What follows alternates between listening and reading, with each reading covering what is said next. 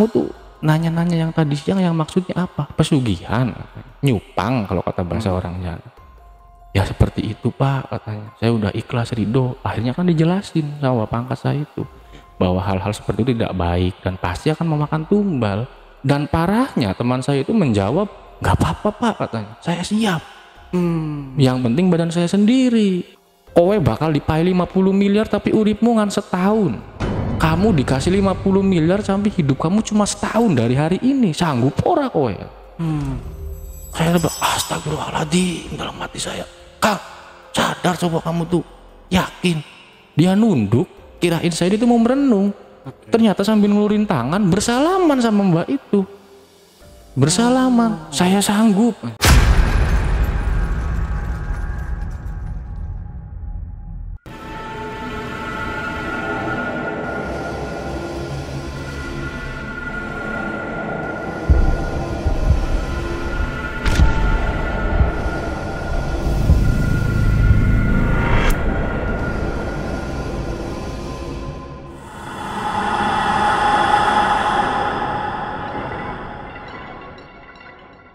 Assalamualaikum warahmatullahi wabarakatuh.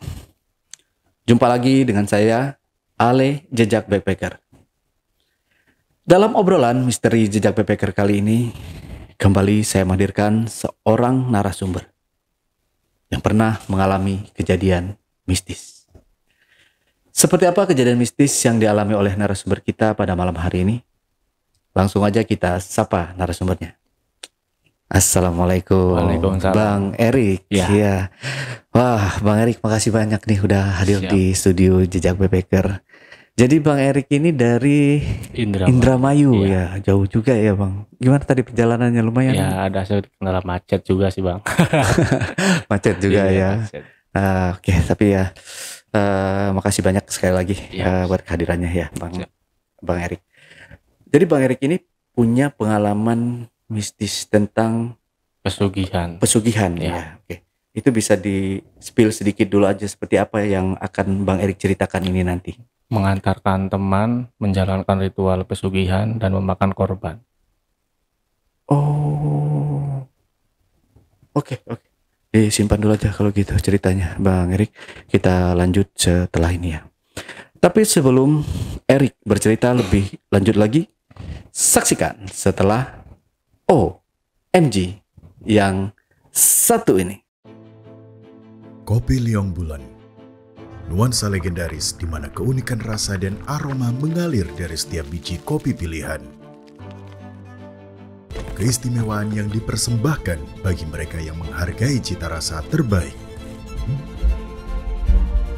Gurih dan aroma asli yang khas dibuat dengan sempurna. Kopi Liong Bulan, keajaiban dalam setiap aroma. Oke, Bang Erik udah siap ya buat cerita ya? Siap. Aman ya? Aman. Oke, silahkan kalau gitu Bang Erik. Pada waktu tahun 2022, saya tuh kedatangan teman lama, ya teman nongkrong bareng, ajojing bareng. Cuma memang kita itu sudah terpisah beberapa tahun karena ya kesibukan masing-masing gitu Bang.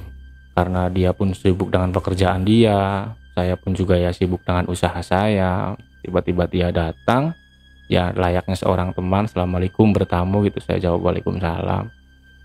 Gimana bro, sehat nih? Namanya sama teman lama gitu. Alhamdulillah sehat. Saya silakan masuk, ke posisi masih di teras rumah, kita ngobrol. Tapi yang saya bikin heran itu, dia itu bawa ransel, bawa tas gitu. Saya bilang, itu bawa ransel mau berangkat kemana? Dan posisi dia pun datang ke rumah saya, tidak membawa kendaraan, katanya ngojek gitu, walau di kampung saya. Akhirnya ya udahlah, kita masuk, saya persilahkan. Saya kasih ya hidangan lah, jamuan namanya sama seorang tamu. Nah dia bercerita, saya pengen numpang nginep di rumah kamu, katanya beberapa hari, boleh nggak? Oh saya kaget dong Bang, karena bukan ibaratnya ya saya tahu dia siapa kan dulu kayak gimana. Oh ya udah sok, nggak apa-apa. Cuma masih saya dalam hati masih bertanya-tanya, ada apa nih tiba-tiba dia mau nginep. Cuma saya tanya, kamu mau kemana? Emang ada kegiatan apa sampai bawa tas segede itu? Nah dia cerita dia diusir dari rumah. diusir dari istrinya, katanya usaha saya hancur, rumah disita, mobil saya jual, bahkan ya rumah tangganya pun berantakan. Rumah tangga gua tuh bro. Loh emang kenapa? Judi slot ternyata dia itu. Karena judi slot. Oke kata saya. Terus gimana? Ya udah singkat cerita ya kita ngobrol. Terus dia nginep lah beberapa hari di saya. Nah, di hari ketiga dia itu cerita ke saya bahwasanya, lu punya kenalan ini enggak, temen atau orang pinter atau kiai? Saya jawab, emang buat apa? Tujuanmu apa? Ya buat nenangin diri lah katanya, karena keadaan saya kayak gini, ingin mendekatkan diri kepada agama atau kepada Tuhan. Awalnya seperti itu, makanya oke, ayo saya ada. Saya bahkan punya bapak angkat gitu. Bapak angkat ya kalau bahasa di sana bapak spiritual saya lah ibaratnya seperti itu. Guru spiritual. Iya. Oke. Pada hari keempat dia di rumah saya, kita bawa berangkat berdua pakai mobil. Di tengah perjalanan dia ngomong, bro saya mah minta tolong ke kamu bener-bener nebeng nih katanya. Nggak bawa uang sepeser pun udah kalem kata saya. Toh tujuan saya insya Allah pahala ke kamu. Nah ibaratnya kan dalam hati saya dia itu mau bercerita sama bapak angkat saya untuk ya mengakurkan lagi rumah tangganya bang. Dalam hati saya kan ya pahala gitu kan. Gak apa-apa kata saya. Aduh ikut santai. Saya kasih makan apa di jalan. Sampailah ke daerah Jawa Tengah, tepatnya di Kabupaten Pemalang gitu kita. Ya biasa saya selayaknya orang bertamu, assalamualaikum pak, waalaikumsalam, sehat, sehat. Ayo sini duduk. Loh ini sama siapa? Kata bapak angkat saya nanyain. Ini sama temen namanya Yana kata saya. Oh iya. Salaman sama bapak angkat saya itu. Nah dia nanyain ada perlu apa nih katanya. Ya kalau saya namanya seorang anak pak mau bersilaturahmi sama bapak. Tapi nggak tahu nih kalau teman saya katanya ada sesuatu yang pengen diobrolin. Nah akhirnya ya biasa dikasih jamuan kayak kopi apa segala macem. Bapak saya kan tanya nih bang ke teman saya, ada perlu apa mas Yana katanya. Sok ngobrol aja nggak apa-apa, jangan malu-malu, jangan aja isin-isin kata bahasa saya, jangan malu-malu katanya. Si Erik udah dianggap anak sendiri sama saya mah. Nah awalnya dia cerita itu, pak saya tuh pengen menenangkan pikiran. Ya dia cerita bang bahwasanya dia itu rumahnya sudah habis dijual, disita, bahkan bukan dijual, disita itu. Mobil sudah dia jual, rumah tangga pun sudah ya berakhir lah. Intinya saya tuh pengen mendekatkan diri katanya pada agama. Oh ya udah iya. Akhirnya pas sore kan itu saya ajak ke sebuah kayak petilasan lah gitu, kayak makom-makom para waliullah gitu bang di sana. Kita tidur semalam di sana ya kegiatan seperti biasa, bertawasul, ngaji, berzikir. Nah kita tuh rencananya 3 malam menginap di sebuah petilasan itu. Cuman pas subuh dia tuh ngajak ke rumah bapak kamu lagi yuk, bilangnya gitu. Oke ayo kesana. Kirain saya dia mau buka, kan kita kan bertirakat di sana itu rencananya ber3 malam itu. Pas sampai di rumah bapak angkat saya pengen ngobrol katanya sama bapak angkat kamu. Oh iya saya panggil lagi kan bapak angkat, pak ini si Yana pengen ngobrol. Oh iya sok apa pak, saya boleh minta tolong nggak? Iya minta tolong apa, kan kamu di sini juga udah minta tolong ke saya kata bapak seperti itu. Pas dia bilang ya saya kan udah gak punya apa-apa nih pak katanya. Ibaratnya ya jangankan buat kerja, jangankan buat berusaha, modal usaha lagi, kerja pun ya ibaratnya udah gak punya modal apa-apalah katanya. Terus gimana katanya. Ya saya pengen punya modal lagi buat usaha. Maksudnya gimana ya katanya. Gak ngerti nih kata bapak angkat saya. Ya pengen nyari buat modal usaha ngomongnya gitu, tapi yang ya cara cepet. Saya dalam hati masih positif thinking aja itu pas dia bilang gitu. Sampai saya pun ya saya bercandain namanya sama temen, lu mau minjem duit sama apa gua? Nggak mungkin kata saya gituin. Enggak pak, minta tolong nyariin hal-hal yang instan katanya. Seperti itu. Akhirnya bapak saya udah mulai, loh kok ini arahnya kemana teman kamu? Saya yang dimarahin tuh bang sama bapak angkat saya. Kamu bawa teman ke sini kata nyari-nyari yang hal-hal seperti itu bukan bidang saya, bukan ranah saya nggak mau. Akhirnya saya dimarahin. Terus teman saya juga minta maaf ke bapak angkat saya. Ditinggal tuh bang pada waktu itu, tanpa bicara, tanpa ngomong apa-apalah bapak angkat. Mungkin kesel dalam hatinya tuh. Saya nggak mau berkecimpung di hal-hal yang seperti itu. Bapak angkat saya bilang seperti itu. Bapak angkat saya berangkat. Nah saya itu ngajak dia lagi, ayo mau balik ke tempat petilasan lagi enggak? Itu kan jaraknya deket bang, jalan kaki juga nyampe. Enggak lah, di sini dulu aja, tidur di sini. Ya udah saya turutin. Terus ini mau buka enggak tirakatnya, mau makan enggak? Iyalah makan aja buka. Ya udah saya beli makan. Tepat jam 10 malam itu bang, bapak angkat saya itu nyamperin ke tempat kita tidur di rumah dia, kan kayak ada aula di belakangnya lah, seperti itu tempat kita tidur. Katanya, Rik, teman kamu mana? Si Yana. Ada pak, ini belum tidur. Sini, main aku sini kamu. Situ. Nah bapak angkat saya mulai nanya, kamu tuh nanya-nanya yang tadi siang yang maksudnya apa? Pesugihan katanya, nyupang kalau kata bahasa orang Jawa. Ya seperti itu pak katanya. Saya udah ikhlas ridho. Akhirnya kan dijelasin sama bapak angkat saya itu bahwa hal-hal seperti itu tidak baik dan pasti akan memakan tumbal. Dan parahnya teman saya itu menjawab, nggak apa-apa pak katanya, saya siap. Yang penting badan saya sendiri. Kata teman saya nyebut astagfirullahaladzim, kamu apa-apaan, kata saya tuh. Istighfar coba, kayak nggak punya Allah aja. Nangis pak dia tuh, saya omong kayak gitu. Nangis tuh saya kira dia tuh menyesal dengan ucapan dia. Ternyata dia tuh memohon sama saya dan bapak angkat saya itu, memohon agar dicarikan yang namanya pesugihan. Kata bapak saya, astagfirullahaladzim katanya, kamu masih belum sadar aja ya nak, kata bapak angkat saya. Udah kamu tidur zikiran. Nah, malam itu kita tidur lah bang, zikiran. Pagi jam 9 lagi lah kalau nggak salah dikasih sarapan kita sama bapak angkat saya. Nih kue mangan di situ, mangan. Oh iya makan. Bapak saya nyeletuk lagi ngomong, malah dia bertanya, kamu kamu Yana udah marep mantep katanya, udah nekat mau lakuin kayak gitu dengan segala konsekuensinya. Iya katanya pak, mohon banget. Yang penting badan saya sendiri. Mau saya hidup setahun, 2 tahun, nggak apa-apa. Nanti saya di alam sana mau jadi apapun saya nggak peduli katanya. Yang penting saya pengen rujuk lagi dengan istri saya. Nah saya nanya sebagai teman, emang itu syaratnya? Harus pakai uang?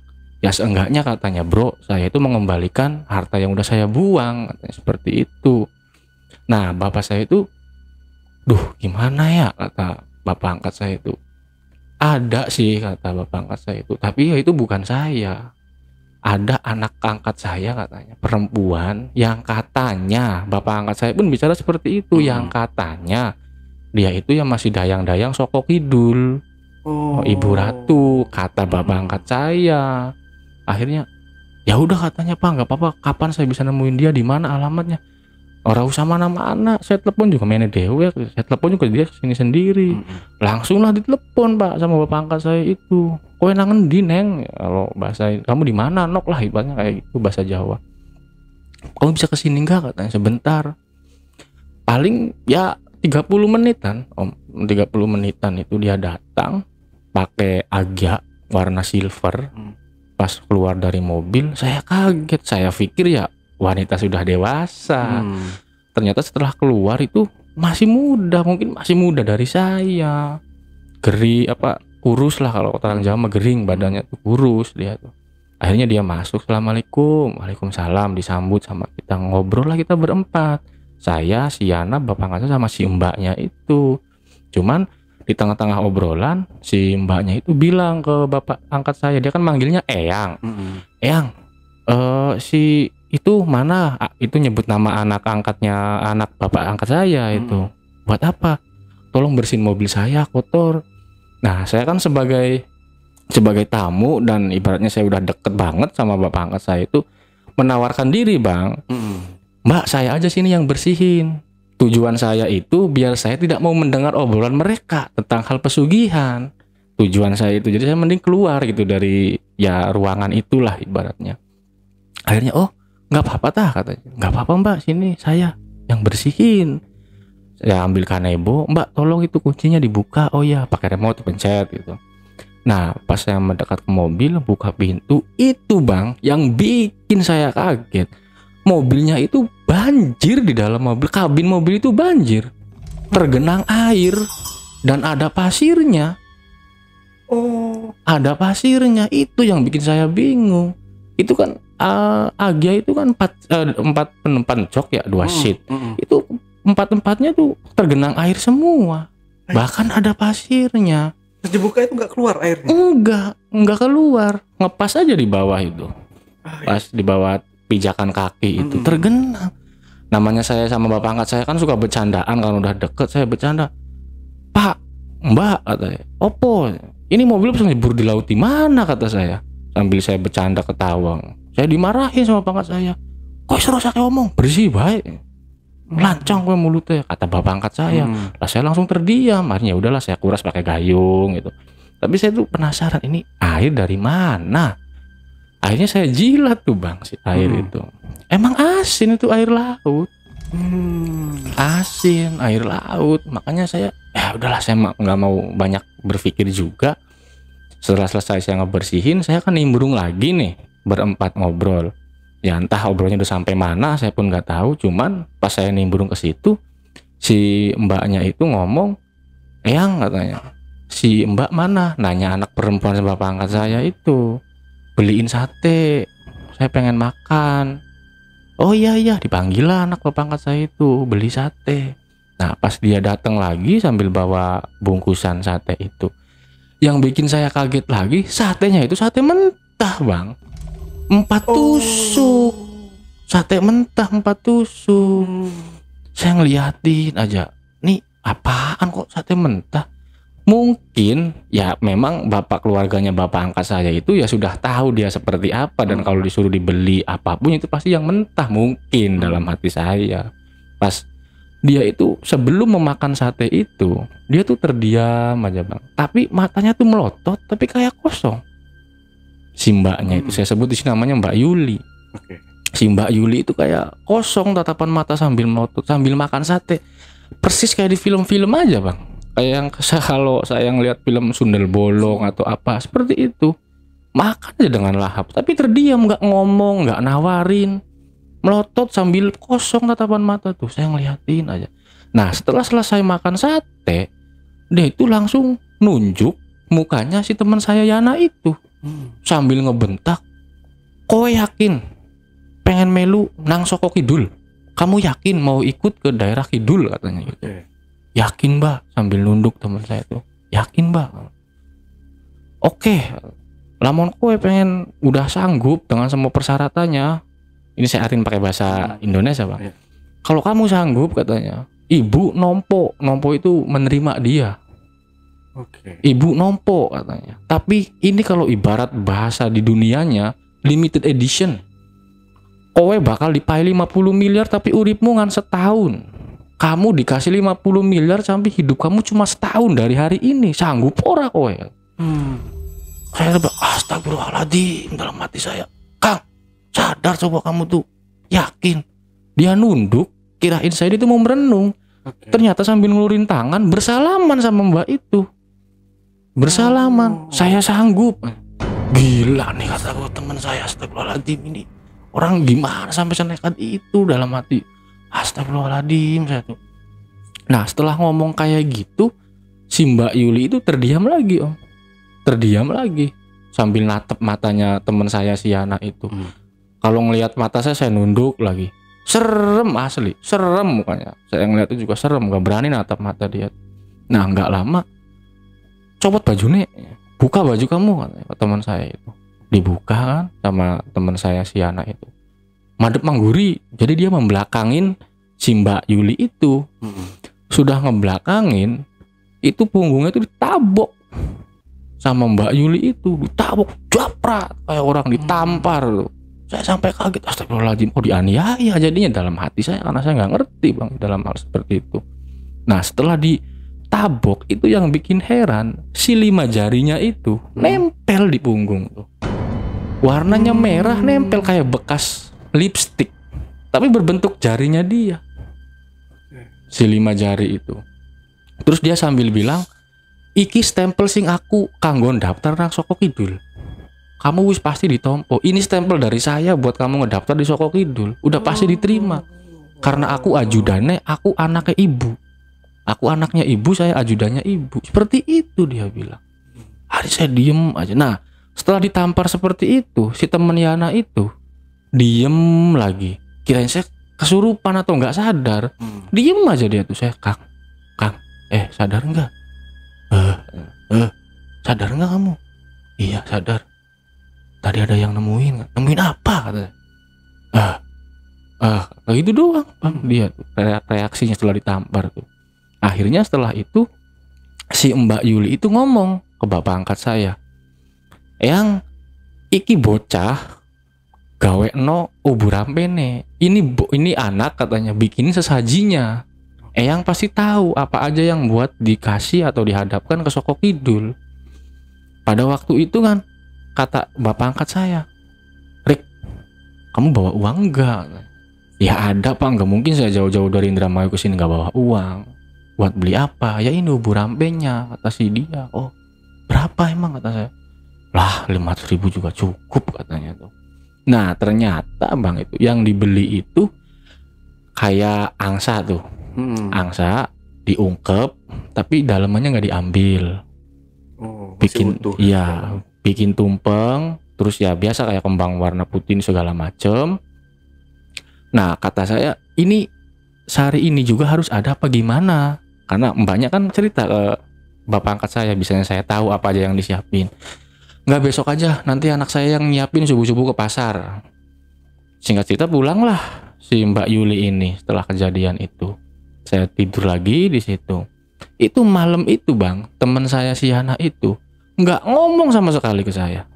Dia duduk bersila menghadap ke selatan, ke kidul, nggak ngomong sama sekali.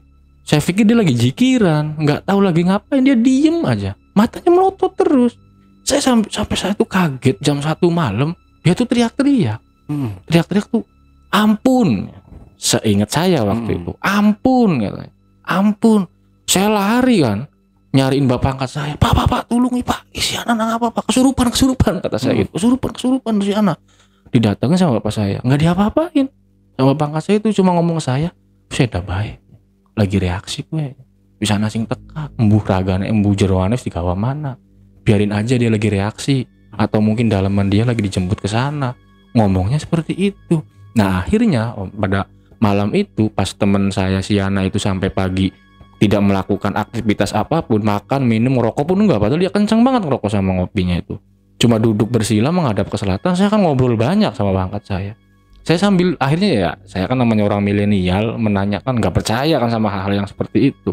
Pak, ini misalkan seandainya iya, seandainya apa? Kata bapak angkat saya, seandainya iya dia maju ke sana.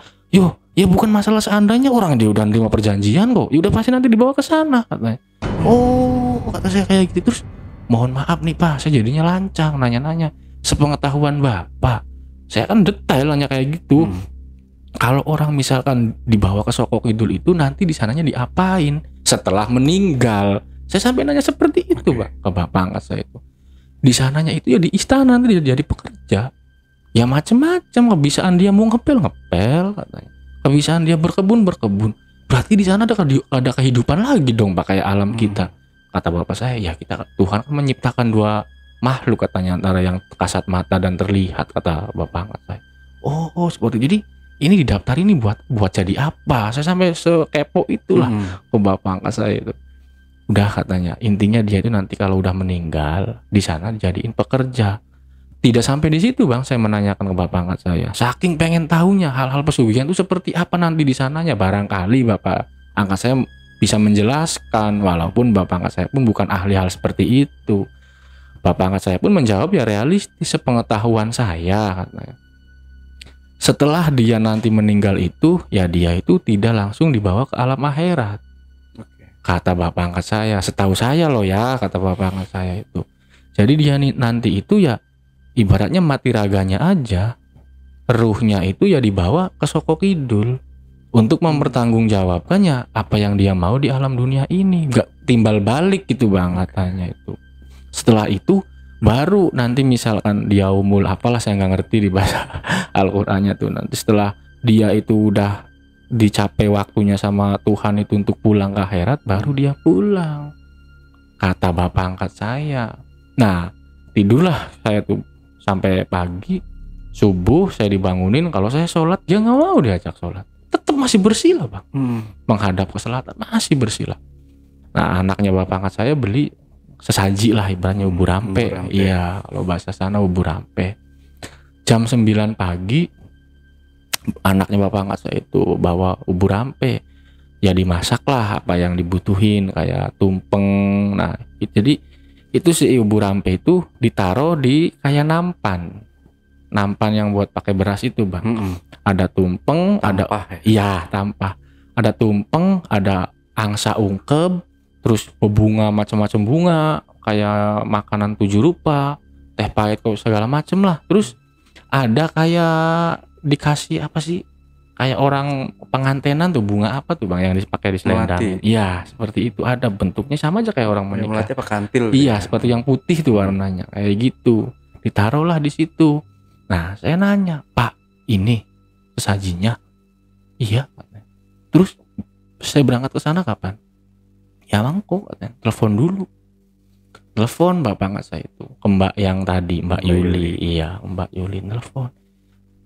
Iya bocah yuk lorap dimangkatnya kapan? Ini anak mau diberangkatin kapan? Terus kemana berangkatnya? Ngadep kemana? Kowe mainnya di situ lah. Kamu kesini dulu lah katanya biar dijelasin. Orang yang suruh aja dia datang ke wilayah Cilacap. Oke. Ke wilayah Cilacap. Nanti nyampe sana ketemu sama Kuncen, bilang aja disuruh sama saya. Terus berangkatnya kapan? Kalau bisa sekarang, kalau nggak ada waktu besok nggak apa-apa. Tapi saya bilang, Pak ini sesajinya takut apa sih busuk gitu. Takut busuk. Ya wis, kamu siap nggak sekarang? Siap. Jam 3 sore kita berangkat dari Kabupaten Pemalang menuju ke Kabupaten Cilacap. Itu di tengah perjalanan kita kan kayak sesaji itu kan dimasukin ke bagasi belakang. Joknya emang kita tilep lah ya, tilep. Kita kan pakai mobil yang 3 seat. Saya nyetir, dia di sebelah kiri. Saya tuh di jalan nanya sama dia tuh, Kang, yakin? Udah bisa komunikasi gitu. Yakin katanya. Tapi jawab seperlunya aja, nggak bisa diajak ngobrol bang. Tapi mukanya itu pucat banget di jalan. Bibirnya sampai biru. Dingin tangan saya pegang juga. Saya tuh pura-pura nyari apa gitu. Apa ya tadi yang jatuh? Pengen megang badan dia bang. Dipegang tuh dingin banget badannya tuh. Saya tanya, makan yuk. Ora, kita tirakat ya. Jalan lagi. Saya tanyain lagi, ngerokok? Ora, aku orang rokok. Itu yang saya heran. Bahasanya dia itu kan Indramayu. Pakai bahasa ngapak daerah kabupaten sana. Pas saya tanyain di jalan, ngopi yuk ngerokok? Ora, aku orang ngerokok.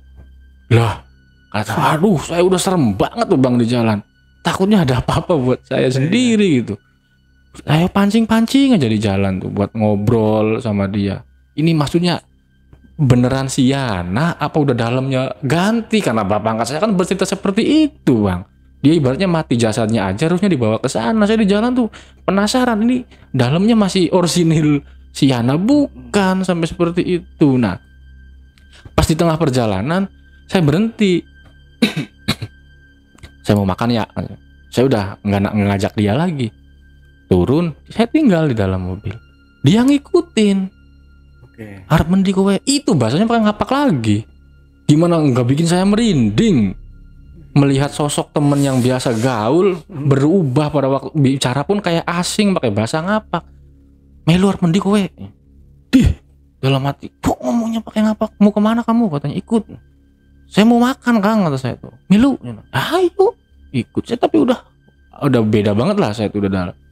Saya pas kebetulan pada waktu itu makan soto kalau nggak salah itu.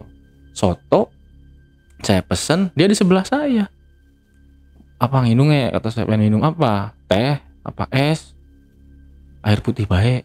Air putih dikasih. Makan nggak? Pengen soto apa pengen sate? Kan ada soto bisa ada satenya bang. Kayak bukan soto, empal kayak gitu kalau kata orang kayak empal.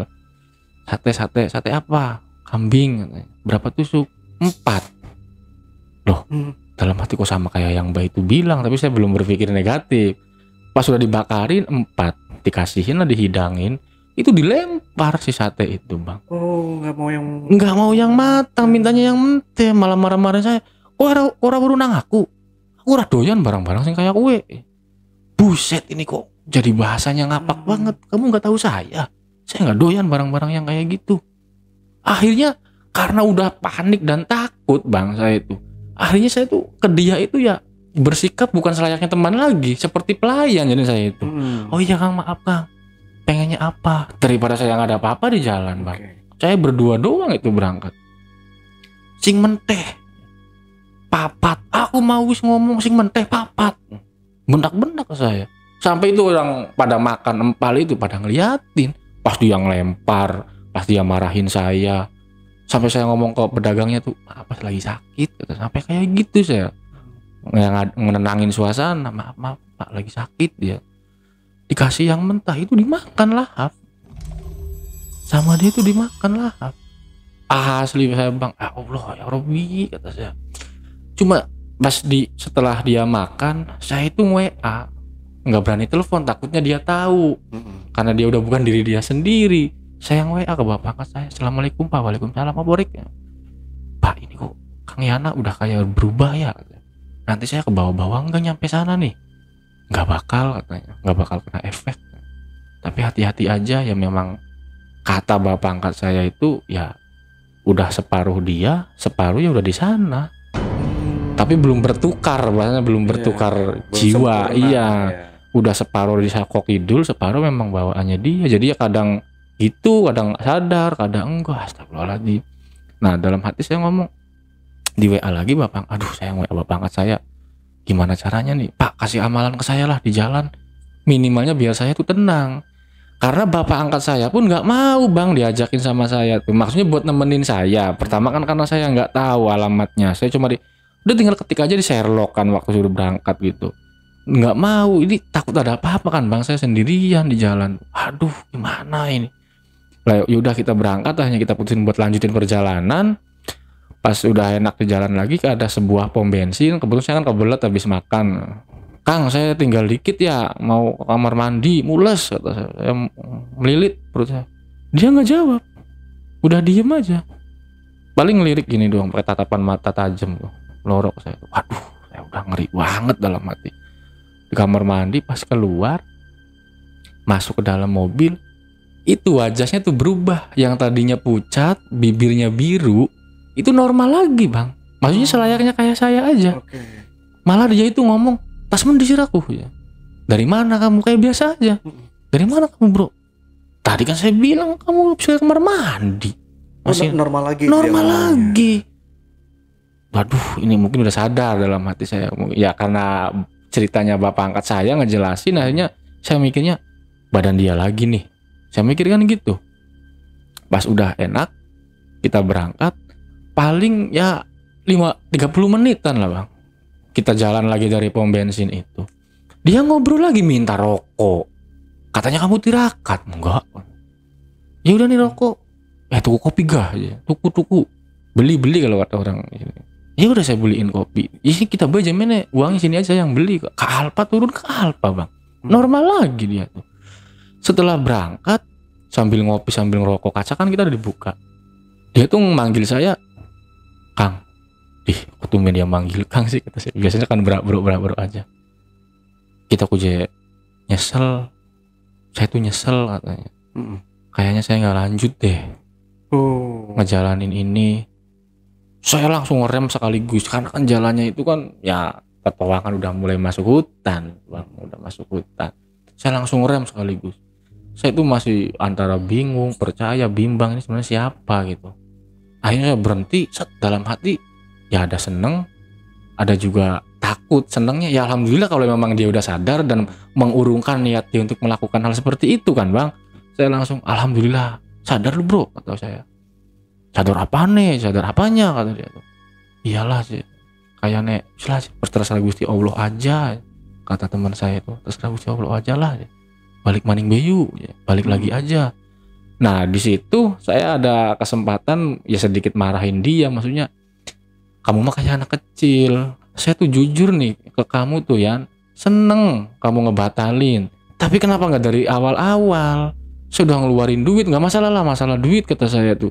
Cuma mah kamu tuh udah ngejalanin perjanjian, katanya itu nanti bahaya enggak, katanya kata bapak angkat saya kan takutnya kamu tuh separuh udah ada di sana. Saya kan cerita apa adanya, saya ceritain apa yang bapak angkat saya ceritain kan Bang ke si Yana itu. Ora wis ya, yakin ya. Dia malah ceramah kayak seorang ulama bang. Tidak ada kekuatan yang bisa ngalahin kekuatan Allah katanya. Tidak ada yang bisa memberikan harta yang kekal selain harta dari yang kita peroleh dari Allah. Saya kan sama temen bercandaan, buset lu kesurupan apa lagi nih Ustadz dah kata saya gitu, kesurupan apa lagi Ustadz nih kata saya. Ustadz balik. Udah kayak biasa aja ngobrol sampai akhirnya kita buat mutusin puter balik kan bang. Tapi saya belum ngabarin bapak angkat saya karena kalau nomor WhatsApp-nya Mbak Yuli itu saya nggak tahu. Saya belum ngabarin, cuma di dalam alhamdulillah ya Kang. Saya kasih bercerita. Tahu nggak sih kamu tadi gini kita normal lagi. Lah aja halu kata si Yana itu malah nuduh saya tuh halu katanya. Kurang ajar kata si Yana. Halu nakut-nakutin kata saya. Wah, ya bisa berangkat jalan. Nah, saya mikirnya tuh kalau misalkan dia pulang ke rumah bapak angkat lagi ke rumah bapak angkat saya lagi rencananya itu. Pas iyalah saya beraniin. Tunggu ya. Saya telepon nih. Bapak, ya bisa ya telepon. Saya telepon. Assalamualaikum. Waalaikumsalam. Wis nyampe POW Rick ya. Wah, durung Pak, belum Pak kata saya. Ini putar balik. Lah kenapa katanya. Ada halangan apa? Takutnya ada apa-apa mungkin kayak bapak angkat saya. Pas saya cerita, ini si Yana udah insaf kan. Tobat apa dapat hidayah di jalan ya? Saya boleh bercandaan seperti itu. Kenapa emang katanya? Dia mutusin buat balik. Waduh katanya. Loh, kirain saya tanggapan ekspresi dari bapak angkat saya itu ikut seneng kayak saya juga bang. Ternyata dia itu kayak orang kebingungan. Waduh, kok pulang lagi? Loh, saya kan jadi aneh. Kok bapak malah bahasanya kayak orang nggak boleh kita pulang lagi kan kayak keberatan lah seperti itu dari mimik bicaranya udah kelihatan. Emang kenapa? Nggak tahu nanti Pak lah kita ngobrol di rumah aja. Ya wis Ren aku gawe. Akhirnya kita puter balik lagi tuh bang. Nyampe Kabupaten Pemalang itu malam ya sekitar jam 10 malam. Jam 10 malam nyampe situ datang si Yana itu nggak langsung ngomong, nggak langsung apa, tapi dia nangis. Suruh turun dari mobil pun nggak mau. Dia itu nangis. Kenapa Kang? Kita jewis musyrik, saya jewis musyrik. Astagfirullahaladzim. Gimana nggak bangganya saya bang? Alhamdulillah. Saya pun ibaratnya nggak jadi teman yang mengantarkan ke jalan kemusyrikan pada waktu itu. Akhirnya udah ayo tarik. Minta maaf, minta hampura ke saya bang, ke bapak angkat saya. Ibaratnya ya dia udah punya niatan yang gak baik. Yang kedua minta maaf ke saya udah ngerepotin dari segi waktu, tenaga dan bahkan biaya. Udahlah gampang. Dengan kamu menggagalkan kegiatan rencana ini pun saya udah seneng. Saya juga takutnya kena imbasnya juga. Cuma saya gak mungkin dong kalau ngelepas kamu sendirian ke sana. Saya juga cuma karena rasa kemanusiaan aja. Dalam hati saya takut kata saya tuh Yan, kamu ngejalanin hal-hal yang seperti ini. Akhirnya kata bapak angkat saya, yaudah kamu tidur aja. Ntar besok saya ngobrol sama si mbaknya, ngomongnya gitu. Tidur itu di malam yang habis pulang dari Kabupaten Cilacap nggak jadi itu. Dia tuh ngaji semalaman bang. Saya tuh tahu basic dia itu tukang mabok bareng-bareng kayak saya itu. Dia nyantren di mana itu semalaman ngaji sambil ngopi. Tapi anehnya tuh ngopi sambil yang rokok apa, tapi sambil ngaji. Ngambil wudhu enggak. Bahkan saya tuh, kok kamu ngaji enggak ambil wudhu dulu sih, malah sambil ngerokok sambil ngopi. Allah maha tahu katanya. Bukan manusia katanya yang nentuin doa saya diterima atau enggak, taubat saya diterima atau enggak. Sholat taubat tapi tanpa wudhu bang. Gimana nggak bingung saya malam itu. Ini anak kok jadi kayak gini, jangan-jangan gangguan jiwa nih gara-gara kayak gini. Cuma udahlah saya skip. Besok paginya pas kita ngobrol biasa di ruangan kayak gini lah, ngobrol sama bapak angkat saya bertiga. Bapak angkat saya itu telepon ke Mbak Yuli tuh. Dok, yo Eyang, pripun? Kue si Yana wis nyampe kana ora? Udah nyampe sana belum? Ngene gini katanya, si Yana itu nggak jadi ada di rumah sini lagi. Maksudnya mengurungkan niat untuk datang ke sana. Maksudnya piye Eyang katanya. Udah mulai beda nih karena di speaker bang. Denger saya kan. Bapak kan kalau telepon pakai speaker terus karena pendengarannya udah mulai terganggu sih. Pas itu maksudnya piye Eyang? Ya jarene batalna ora sida nyandak ke sana. Nah, dia tuh langsung nutup telepon. Dipatiin langsung. Tuh, marah katanya, kata bapak angkat saya. Saya bilang, "Pak, terus gimana?" Cuman saya tuh masih kepikiran tangan yang kemarin ditabok ke punggungnya si Yana itu, ke teman saya itu. Coba dibuka lagi bajunya, ngadep sana. Masih ada, Bang. Warnanya pun nggak berubah. Biasanya kan kalau bekas cat atau apapun pasti pudar atau apa, apalagi bekas tangan kan. Itu warnanya masih seger seperti itu, warna merah kayak darah yang nempel masih seger. Nah, kenapa saya ngebuka punggung di situ? Saya punya inisiatif, kamu kan udah ngejalanin perjanjian. Akhirnya saya tunjukin ke bapak angkat saya, Pak. Apa kayak gini tuh namanya perjakan, kata Mbak Yuli itu ini namanya stempel. Sedangkan dia menggagalkan. Apakah dia udah masuknya ya dalam hal bersekutu atau gimana? Ini stempelnya bisa dicopot? Enggak. Bahasa saya kan seperti itu, Bang, ngomong ke bapak angkat saya. Kata bapak angkat saya jawab, wis nanti urusan aku. Kalau emang niatnya udah bener-bener bertobat. Alhamdulillah kamu gak kebawa sama hal-hal yang seperti itu, Rik. Iya ya Pak, mungkin hidayah juga dari Allah buat nyelamatin saya juga, kata saya tuh. Ya iyalah, seenggaknya kamu nganter-nganter kayak gitu, kamu pun memberikan jalan, bahkan ngemodalin dia, mengantarkan, kamu punya kan sama juga dosanya. Oh gitu, kenapa Bapak nggak ngomong, kata saya dari awal. Ya kalau saya ngomong siapa yang nganterin dia ke sana, pasti saya yang disuruh, kata Bapak, kata saya. Oh iya ya wis lah, kata saya. Nah nggak lama setelah saya ngobrol, ya paling berapa menit lah, itu si Mbak Yuli telepon lagi ke Bapak angkat saya. Halo, kan di speaker terus. Ya, assalamualaikum ya, Dok. Salam, ya, begitu nadanya beda. Kowe aja si Yana itu ngadi-ngadi, itu si Yana aja yang enggak aja. Resikonya aku diganyamin nang Ibu Ratu. Aku diganyamin nang Soko Kidul. Resikonya priwe? Sopo sing ngarep nanggung? Aku sing tanggung jawab ning masalah kian. Ingat aja saya tuh, Bang. Dia ngomong kayak gitu. Itu katanya jangan main-main, saya yang dimarahin sama Saka Kidul. Saya yang dimarahin sama Ibu Ratu. Udah saya daftarin, udah saya ajuin kalau buat orang kerja mungkin seperti itu. Udah saya rekomendasikan. Kenapa malah ngebatalin? Ini siapa yang menanggung resikonya? Nah, setelah ngomong kayak gitu, si bapak angkat saya itu, wis Dok, kowe RN Malima ya, kamu sini aja lagi kita rumin. Ora, aku cukup. Ora bakal mono-mono meneh. Aku udah cukup, katanya nggak bakal ke situ lagi.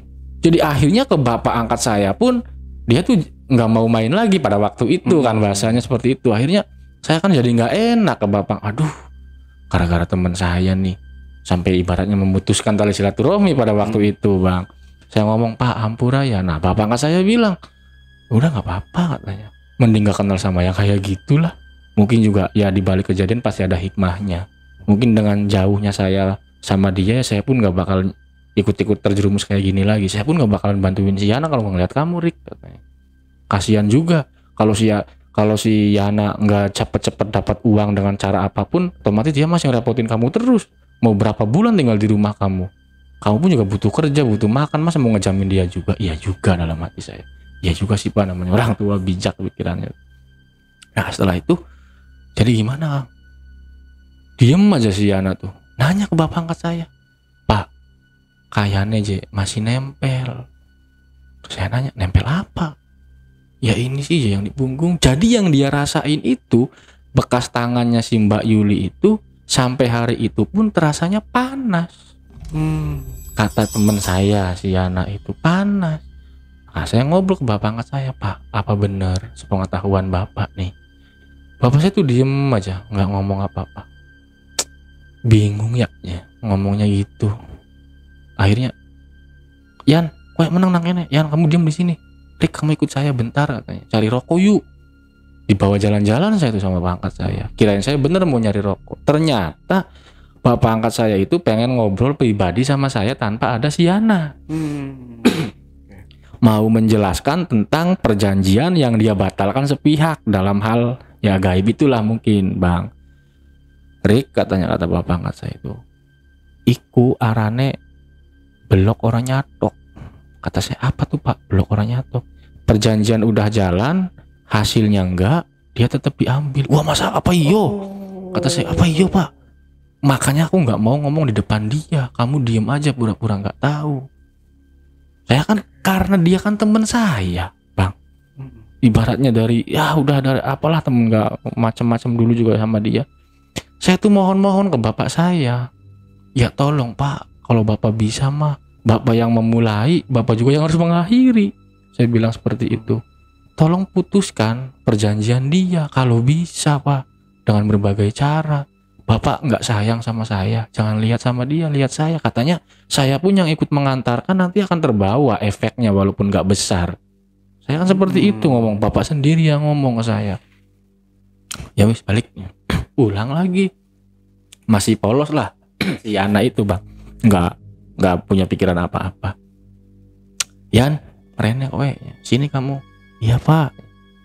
Gini, dijelasin bahwasannya ya perjanjian yang sudah menempel di badan kamu, bahkan sudah ada stempelnya, itu tidak akan bisa dihilangkan. Kata bapak angkat saya, walaupun kamu tidak mengambil hasilnya, tidak jadi mendapatkan uang yang senilai 50 miliar itu pada waktu awal perjanjian. Nah, teman saya masih nggak percaya tuh, teman saya. Tapi kan seperti itu, Bang. Tapi kan Pak, katanya, kalau saya menikmati hasilnya baru kan saya kena apa-apa atau saya ada imbasnya. Ini kan saya nggak ngambil, saya nggak nikmatin. Kamu pengetahuan hal seperti itu sejauh mana? Katanya. Saya yang lebih tahu. Katanya. Terus, udah Kang, sabar. Saya ngomong, Pak, gimana saya minta tolong? Kata bapak angkat saya, Rik, bukan masalah saya nggak mau nolong. Ini kalau saya mutusin perjanjian dia dengan sokok idul, nanti yang korban badan saya sendiri. Dalam artian berperang kan nantinya. Seperti itu, kata bapak angkat saya itu. Iya juga ya Pak. Mungkin hal-hal seperti itu untuk saya pribadi, saya bisa menang. Karena saya punya Allah. Tapi yang namanya setan katanya, nggak bisa nyerang saya secara pribadi, pasti ke anak keturunan saya. Gimana nanti kalau anak keturunan saya yang kena? Karena saya memutuskan perjanjian yang udah terjadi. Waduh, sampai situ bingung lagi saya Bang. Gimana Pak? Terus berarti setahun ke depan si Ana bakal mati? Saya nanya seperti itu, bapak angkat saya itu. Gini. Kita coba dengan cara yang, ya maksudnya dia nggak mau ambil risiko untuk berperang lah bahasanya. Ya bahasa dia gitu, nggak tahu berperang dalam hal apa. Kita ambil jalan tengah. Saya nggak mau ambil risiko berperang dengan bangsa seperti itu. Ini saya kasih amal-amalan aja, kayak wiridan gitu. Wiridan akhirnya dia jalanin lah. Kita nggak jadi pulang ke Indramayu. Malam itu dia ibaratnya kayak sholat tobat, dikasih zikiran, dikasih amalan. Nah, setelah pagi kita pamit. Mudah-mudahan kowe selamat Yan, kowe Rik selamat. Insya Allah katanya. Di jalan hati-hati, jangan ngebut. Ingat amalan yang udah saya kasih, istiqomahin. Insya Allah katanya. Kata bapak angkat saya. Akhirnya kita pamit berdua sama bapak angkat saya. Si anak udah masuk ke mobil. Saya mau masuk ke mobil, Rik sini dulu. Ini ambilin rokok ketinggalan. Lah perasaan saya rokok di bawah semua. Ya udah saya sana lagi. Si bapak angkat saya itu ngasih tahu lagi Bang. Nggak bakal bisa diputus, tapi paling bisa dialihkan si perjanjian itu. Saya masih bingung. Maksudnya dialihkan gimana Pak? Si dia bisa selamat dengan amalan-amalan. Ya insya Allah katanya, saya bukan sombong katanya, tetap Allah yang nentuin. Tapi mungkin tetap ada keluarga, saudara atau siapa yang bakal kena perjanjian dia. Walaupun dia tidak menikmati. Ya jelas katanya. Pasti itu. Kata bapak saya itu pasti. Karena saya tidak mau berperang, kecuali saya berperang. Itu pun kalau saya berperang, kalau saya yang kalah, saya yang pasti akan diambil. Makanya saya nggak mau ambil resiko. Tapi kamu jangan bilang sama dia. Saya pikir ya udahlah bodo amat dalam hati Bang. Atau bukan dia gitu. Saya mikirnya paling juga anak nih. Dalam hati langsung kayak gitu. Yang saya lihat di film-film itu kan biasanya anak yang diminta. Paling anak nih. Cuma ya wis lah. Yang penting saya selamat. Udah urusan salah dia juga, resiko dia juga. Berangkatlah kita tuh pulang dari Kabupaten Pemalang menuju ke Indramayu.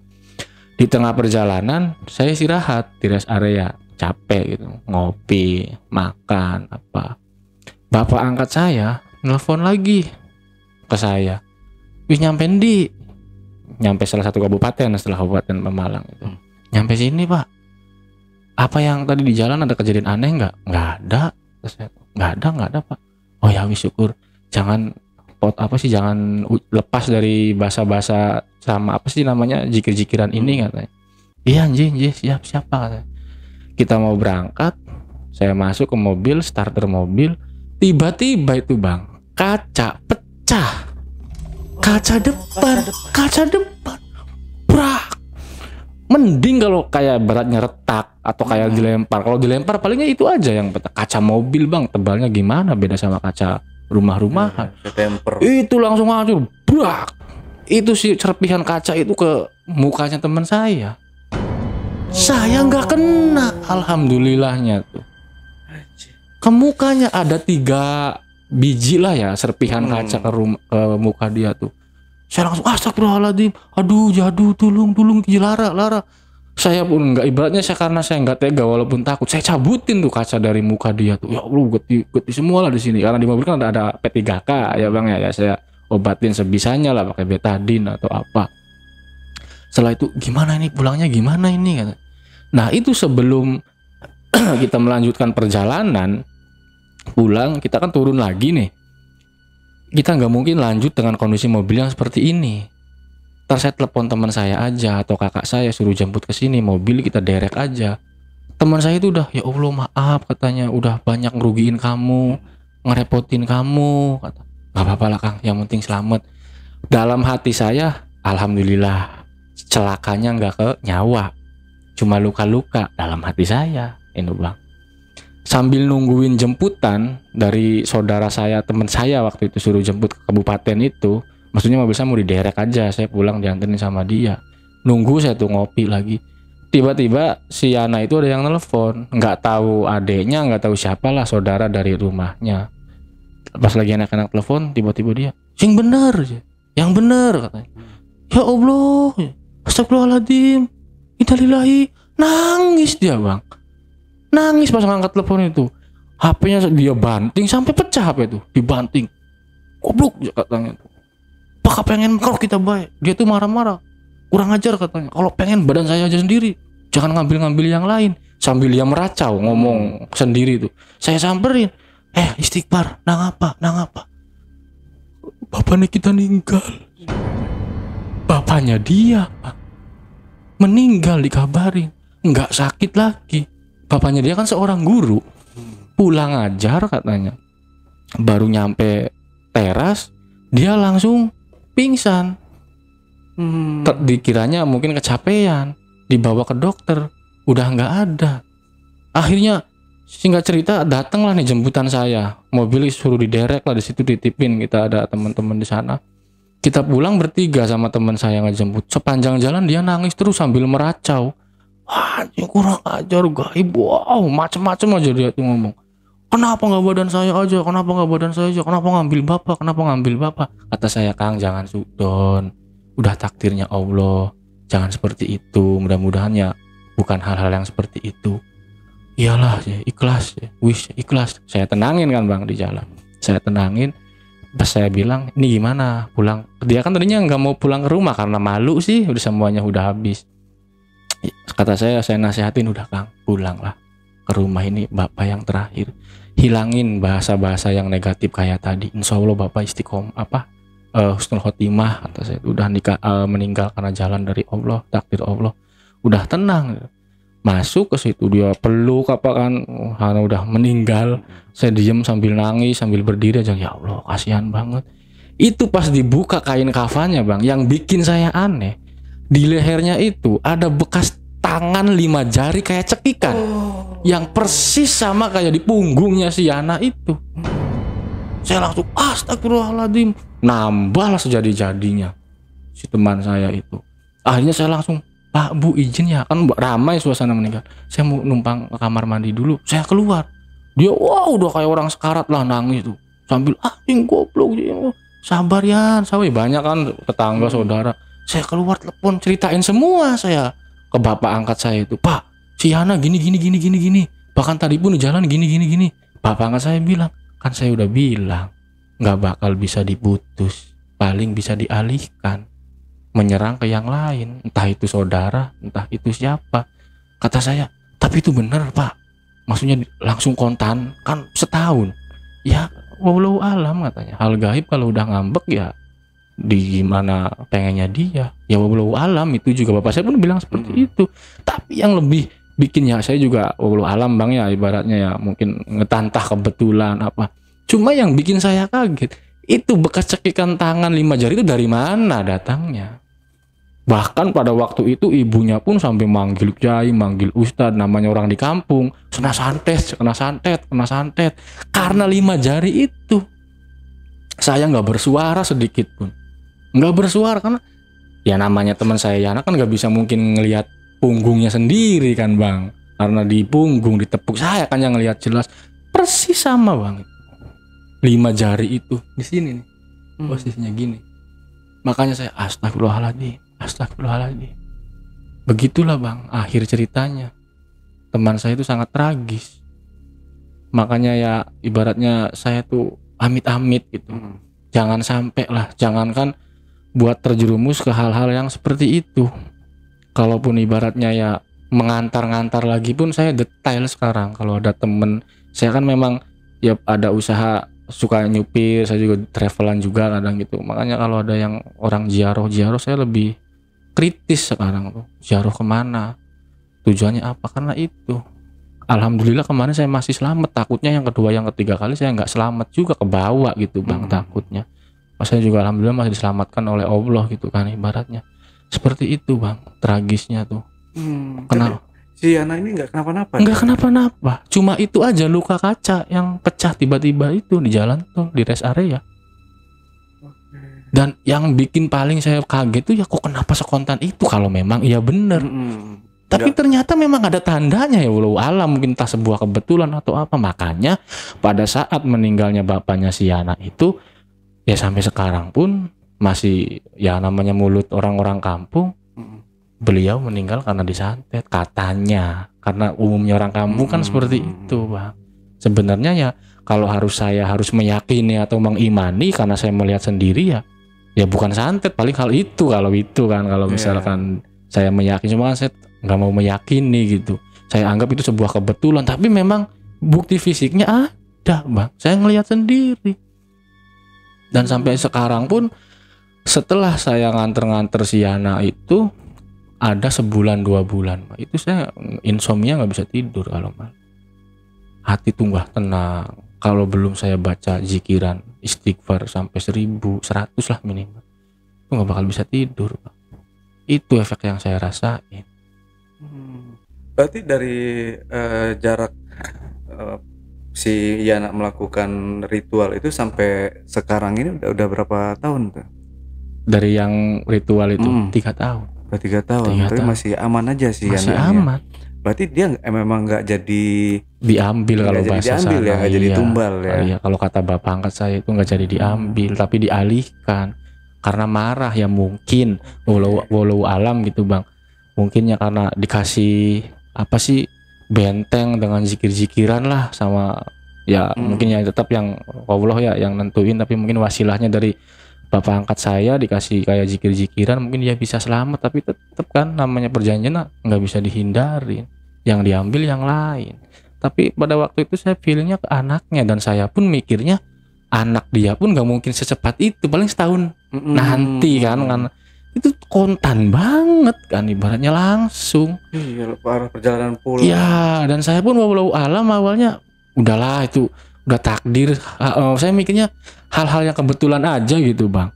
Cuma kenapa saya ikut nangis dan teriak tuh begitu ngeliat tanda 5 tangan itu, 5 jari itu yang bikin ya akhirnya ya bukan saya mengimani gitu, akhirnya saya merangkai pakai logika. Loh iya ya kata saya, tapi walau alam itu bukan ranah saya gitu kan untuk melihat hal yang seperti itu. Tapi ya seperti itu bang, entah nanti seperti untuk apa. Keadaan ekonominya sekarang sama sekali nggak bisa apa-apa.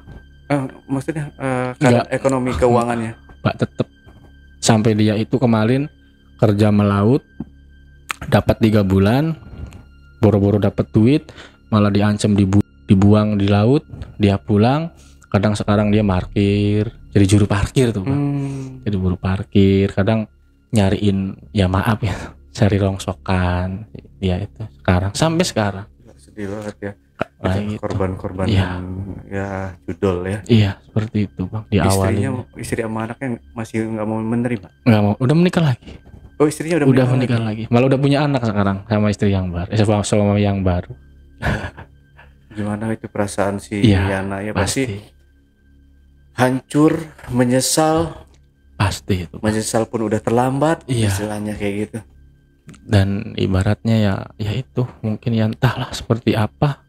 Ya memang efeknya bagi saya yang cuma hanya mengantar pun ya bukannya saya mengimani atau meyakini, memang ada sedikit perbedaan dalam hal usaha atau apa buat pribadi saya juga Bang. Bahkan saya pun disarankan sampai hari ini pun saya selalu disarankan buat terus ruqyah rutin, sholat tobat rutin. Karena walaupun saya ibaratnya tidak ikut dalam perjanjian itu, tapi kamu ikut serta mungkin ya. Kalau dalam bahasa hukumnya kamu ikut serta Jadi perantara. Ya, membantu dia, bahkan sampai membiayain dia, menampung dia, menemukan dengan orang yang ngerti seperti itunya mungkin. Memang efeknya masih saya rasain sampai sekarang walaupun udah lama Pak. Dalam dunia ya walaupun usaha saya sedikit-sedikit, tapi memang selalu ada sesuatu yang saya anggap itu ibaratnya ya, contoh halnya saya ada tender nih, dapat tender itu udah A1 finalnya aja nggak jadi. Giliran saya dapat tendernya jadi, saya nggak dikasih untung, dihianatin gitu. Seperti itu sampai 4 kali selama dari kurun waktu kejadian sampai hari ini tuh. Saya ibaratnya ya merhatiin tuh 4 kali tender besar yang saya dapat ibaratnya. Udah deal di depan mata, oke nih fix kamu nanti dapat segini, pas pada hari H gagal. Kalau misalkan tendernya fix jadi, saya nggak dikasih apa-apa. Seperti itu ya. Efeknya. Mudah-mudahan ya bisa bangkit lagi ke depannya dan jadi pelajaran juga lah buat sahabat-sahabat jejak backpacker gitu. Amin. Ibaratnya jangan sampai ya kita ambil yang baiknya, kita buang yang buruknya. Intinya satu, jangan pernah meminta apapun selain kepada Allah. Udah, itu aja mungkin. Ya. Oke, ada lagi Bang Saya kira Erik, cukup. ada tambahan lagi? Ya mungkin saling mengingatkan aja buat teman-teman atau para ya pecinta jejak backpacker gitu. Semoga-moga aja podcast hari ini gitu ya ada hikmah pembelajaran, bahwasanya jangan pernah sekali-kali bergaul atau berkecimpung dalam hal-hal yang di dunia pesugihan. Karena walaupun kamu nggak menikmatinya, tapi jika sudah perjanjiannya sudah terjadi ya walau alam kayaknya nggak bisa diputus, seperti pengalaman kemarin saya itu. Ya, jangan sekali-sekali kita musyrik atau menyekutukan Allah. Nauzubillah min dzalik ya. Kita dari cerita ini mungkin teman-teman ambil seperti yang dibilang sama Bang Erik tadi, ya ambil sisi baiknya, buang yang buruknya. Ya. Gitu. Jadikan ini pelajaran untuk kita semua. Jangan ikuti jejak kami gitu. Ya, ikutilah jejak backpacker. Ya, betul. Oke, teman-teman, itulah tadi obrolan misteri jejak backpacker bersama narasumber kita Bang Erik. Jangan lupa untuk selalu support channel YouTube Jejak Backpacker dan channel YouTube Ale Jejak Backpacker. Buat teman-teman juga yang punya pengalaman menarik dan ingin bercerita langsung di studio Jejak Backpacker, teman-teman dapat menghubungi admin melalui nomor WhatsApp di 0852 12345683 atau di 0858 47683.